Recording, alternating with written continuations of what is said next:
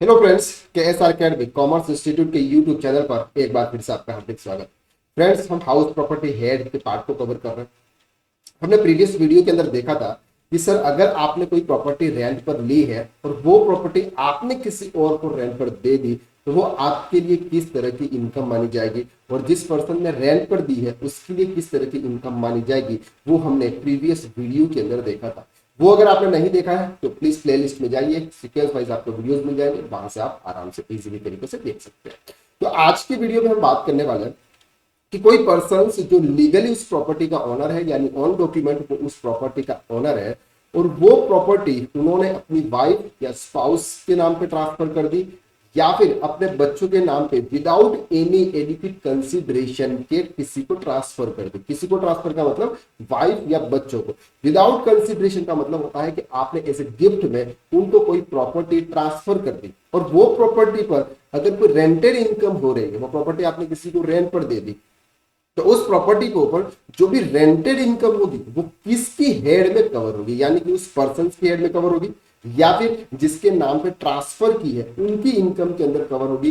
ये हम इस वीडियो के अंदर देखते हैं। अगर आपने हमारे चैनल को सब्सक्राइब नहीं किया है तो प्लीज इस चैनल को सब्सक्राइब कर लीजिएगा, ताकि आपको इसी तरीके के इंफॉर्मेटिव वीडियोस आपको इस चैनल पर मिलने वाले हैं, ताकि आप income tax, GST, Tally, PDF, PF, ESIC, advance Excel जैसे मॉड्यूल्स में आप एक्सपर्ट बन सकें।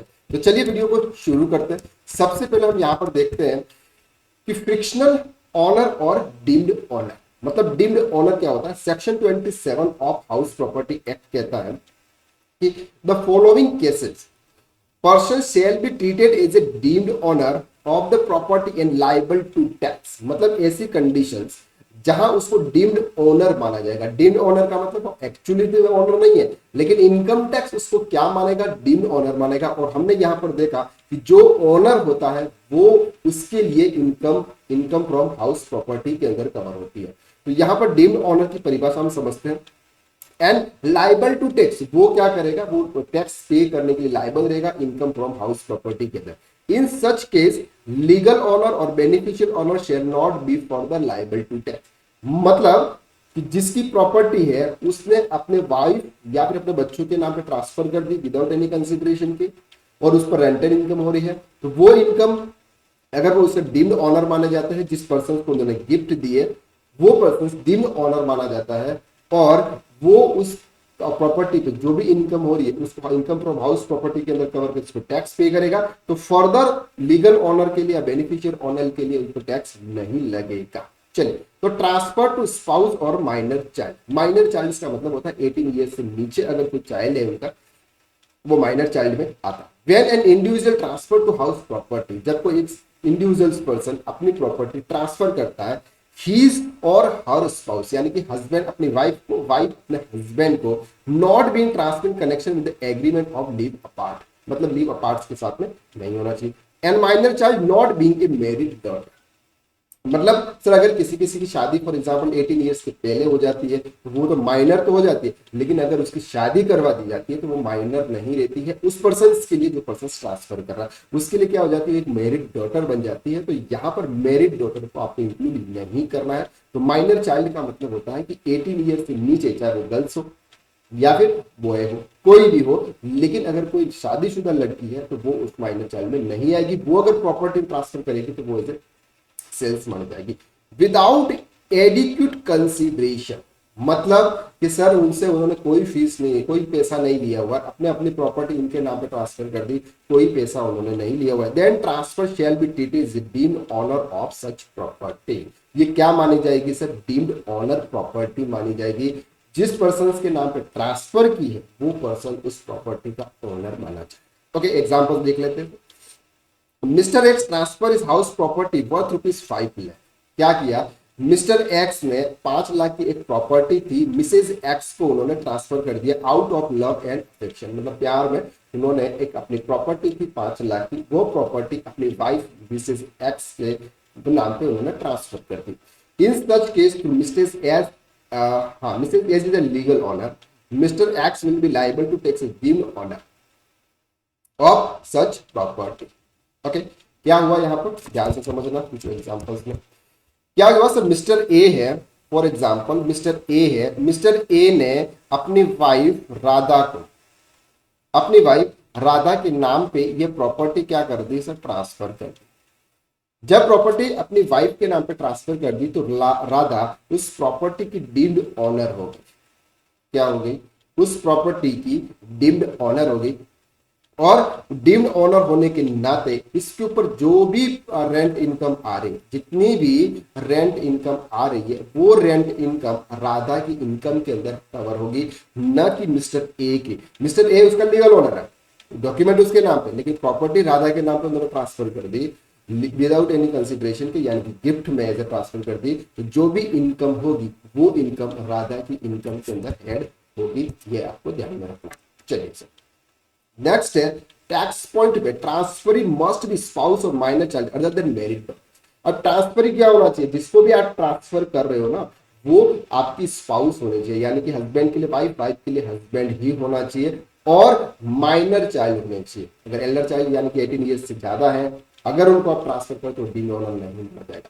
Transfer must be without adequate consideration, मतलब आप उनसे कोई भी पैसा नहीं लेना चाहिए, कोई भी अमाउंट आप उनसे नहीं लेने चाहिए, तभी वो डीम्ड ऑनर की कैटेगरी में आएगा, अदरवाइज वो कैपिटल गेन की कैटेगरी में आ जाएगा। Transfer property must be house property. अब आपको यह भी ध्यान करना है कि आप कौन सी प्रॉपर्टी ट्रांसफर कर रहे हो, तो वो हाउस प्रॉपर्टी मानी जाएगी। अगर आप कोई जैसे फ्लैट है, जैसे हाउस प्रॉपर्टी, विलाज है, हाउस प्रॉपर्टी, ये मानी जाएगी। लेकिन अगर आपने कोई कमर्शियल प्रॉपर्टी अगर उनको ट्रांसफर की है, तो वो डीम्ड ऑनर की कैटेगरी में अभी नहीं आएगा। ओके, अब एक और एग्जाम्पल देते हैं कि अगर उन्होंने, ध्यान से, मतलब बहुत इंपॉर्टेंट एग्जाम्पल है ये है कि मिस्टर राम, फॉर एग्जाम्पल हमारा एक मिस्टर राम है, उन्होंने अपनी पत्नी राधा जो है उनको क्या किया, उनको उन्होंने 5 लाख रुपीस कैश में दे दिया। क्या दिया, कैश दिया उन्होंने, ये कैश एज ए गिफ्ट में दे दिया उन्होंने, 5 लाख रुपीस का उन्होंने कैश में गिफ्ट दिया। और वो राधा उस 5 लाख रुपीस से फॉर एग्जाम्पल एक प्रॉपर्टी परचेज करती है।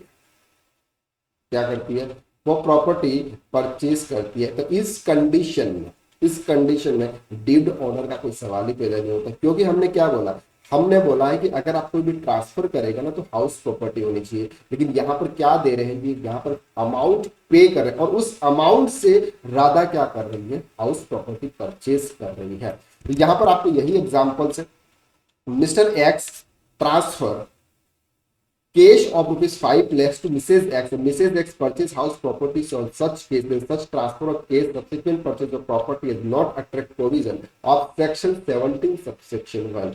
However, the income from house property shall be clubbed in the hands of Mr. X as per the provision of section 64 subsection 4I4.